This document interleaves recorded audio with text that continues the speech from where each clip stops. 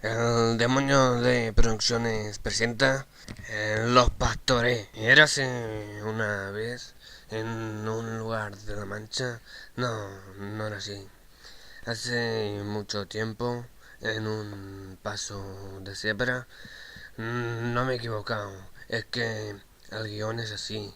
Y lo he escrito yo. Ahora sí.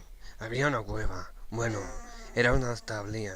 Y allí vivían felizmente una parejita de enamorados llamados María y José. Aparte de un buey y una mula. Como mola.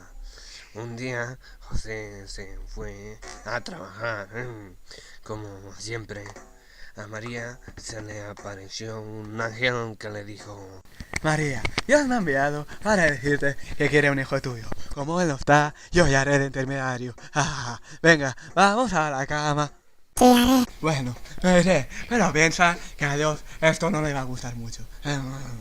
El guión no dice nada de violar a la Virgen. Estás despedido. Tío, me has hecho daño. Esto no va a quedar así.